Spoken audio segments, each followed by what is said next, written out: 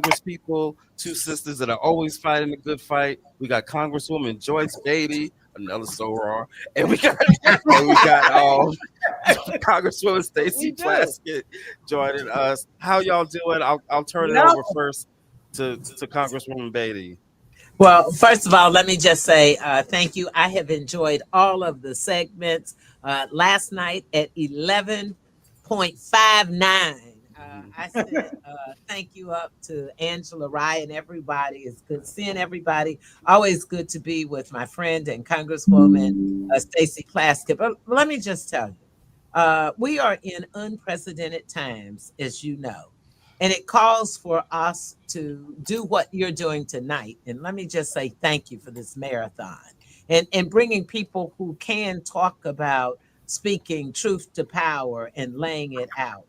I just want to say, since we've used my title as a member of Congress, being here, that we're not going to disappoint you. We are more united now than we've ever been. And if we're going to talk about unity and being together, it's going to take us with media and with civil rights activists, and we've all got to be on the same page. But we can't do what we've just been doing in the past. And Duran, you said it so well with the quotes from Martin Luther King and just laying it out there. And that's what you're going to see with us. You're going to see some of us on the inside fighting. And since you brought up Martin Luther King Jr., he used to always leave some people back. When he'd go in the fight, he'd leave some people back in case they needed money to get out of jail, if they needed a lawyer. That's right. And so tonight, some of us, we're going to leave black back and we're going to come join you. We're going to be over there with Roland Martin. We're going to be out there outside protesting and showing that. But we need some people on the inside too. We need to make Donald Trump uncomfortable in our house. We cannot let him be a bully. We cannot stand up and accept anything that he's thinking, because when we've seen the 100-some executive orders that he's put out there, when you think about this budget that we didn't vote for, and I don't want anybody to get it twisted. They wanted to be in charge. They're in charge, and they are the Republicans. That's right. So let them do what they want to do. And now what they're finding out, with our 215th, for the first time in the history of the Congress, we have voted in unison. We have voted Hakeem Jeffries. We all voted no. We brought people in from their hospital beds. We brought a lady in that brought her 3-week-old baby with her. Yes, she because sure did. said, I'm going to be here to vote with my colleagues against this. And why? We need to educate people. Look, everybody knows somebody on Section 8. Everybody got somebody in their family that gets a voucher, or on the other side of it, somebody that owns property that's allowing people to have affordable housing. Well, they want to cut 50% of that.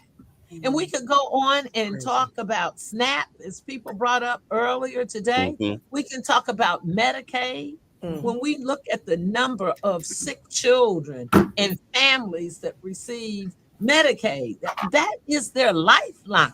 That's right. And as Black people, we understand how fragile a lifeline is.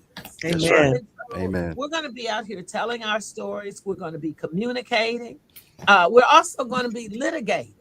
And it's important for us to do it in amicus briefs. It's important for us to do it as legislators, because if you look to that damn Supreme Court, you know what you're going to get there. Well, and you know what you're not going to get there. mhm. And we know the two folks that are going to be fighting for us. And we are so grateful to have Ketanji Brown Jackson there, because she is fearless and she speaks up for us. So when we look at the victories that we've had, that's why they're scared. That's why they're not meeting with constituents. That's why they're canceling their town halls, because people now are getting it. Just don't call me. Look, I'm going to answer your calls when you call me. But we need to call those folks on the other side that's voting against our rights. We need to call those who are on the other side and tell them, we're coming after you. That's right. And I can tell you why I know this works, because I was here during the Obamacare and the Affordable Care Act. And we were in the minority in the House. 71 plus times they tried to repeal the Affordable Care Act because it was keeping Black people healthy. It was letting our kids in college stay on their parents' insurance. They're going to come up with if you had a pre-existing condition, you couldn't have insurance. Well, hell, everybody's had a cold or everybody's had something that was a pre-existing condition, but we united. And we were able to fight and maintain our health care. Well, right now, everything's on the line. He is a bully. He is somebody that is a convicted convict. And so we have to treat him that way. And to add on to it, he's got Elon Musk doing a lot of his dirty work. But I've been saying this, and I want to say it right here so you all hear, they're going to get a divorce soon because Democrats going to split them up. We're going to come after both of them. There will be a divorce in the future because we're going to split them up. And how dare Donald Trump come back to the same place, the same scene of the crime, where on January the 6th, he incited those folks to come, break into our house of democracy, disface it, and put lives at stake. You know, the Republicans forget about that. They were lying on the floor, scared and crying like other people. So I think we have to remind them. And I think having members and civil rights activists and other interested parties come on this marathon show to support you all in media, to support Angela and Joy Reid. And I'm leaving here, and tonight I'll be over there with Roland Martin. And let me just tell you, it's folks who don't look like us as well. We've got some Tri-Caucus supporters. They're wearing black for justice and unity today. And we're rocking shades of pink for protesting today. But it's more about, it's not just about what we're wearing. It's about what we're doing. It's about how we're standing up, how we're fighting together. And that's the only way we're going to get through this. We have a new chair of the Democratic Party, Ken Martin, was with Jim Clyburn and I this morning, and we went live for 1 hour.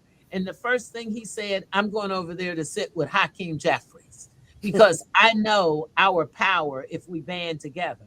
And then he said, I'm going to Roland Martin's with you. And so this is the time that we have to come together because everything is at stake. So I don't want to keep going. I know I got Stacy here, and Stacy's always a fighter and setting us straight. Yes. So Stacy, I'm just glad that I'm on with you. And you know, she's a soror. That's right. That's right. That's what we do. Thank you, Congresswoman Beatty. We know. Listen, part of what you said. You just got to give me a verse or a song or something. I can't ever be on the stage without you. And we're going to have truth to power. And you don't set us right with a verse of some song because we got arrested together. Listen, we sure did.